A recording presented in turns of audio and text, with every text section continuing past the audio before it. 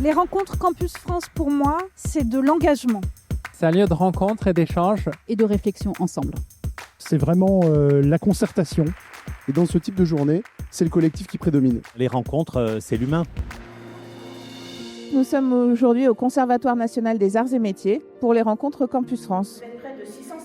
Le principe de ces rencontres, c'est à la fois de se voir pour prendre les dernières tendances sur les mobilités internationales, les dernières nouveautés de la coopération universitaire, les dernières orientations aussi de nos ministères. Et puis, les établissements et les postes diplomatiques sont là pour se rencontrer. Ce type d'événement est très important parce qu'il réunit l'ensemble de la chaîne des acteurs qui travaillent à la mobilité internationale, qu'il s'agisse des postes, des ambassades, des ministères, et puis bien sûr de l'ensemble des établissements d'enseignement supérieur. Je pense que c'est vraiment un moment d'échange de bonnes pratiques, d'échange sur les challenges, les solutions. Et donc c'est vraiment aussi un moment de célébration tous ensemble de l'attractivité de la France et de son enseignement supérieur et de cette cause qui nous anime au quotidien.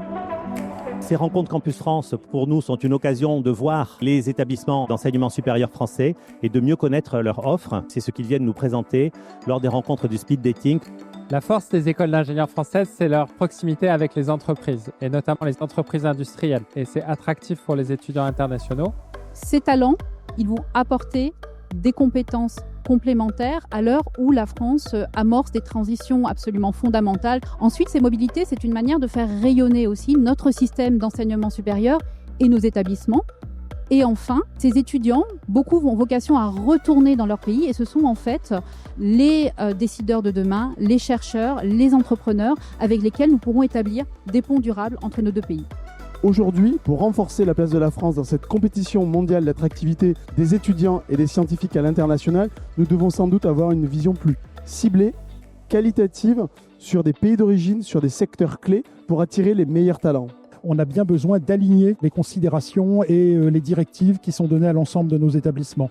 Et donc c'est un moment d'échange extrêmement privilégié pour débattre ensemble de la stratégie nationale. Et donc c'est la force du collectif qui doit prendre le pas. Et dans ce type de journée, c'est le collectif qui prédomine.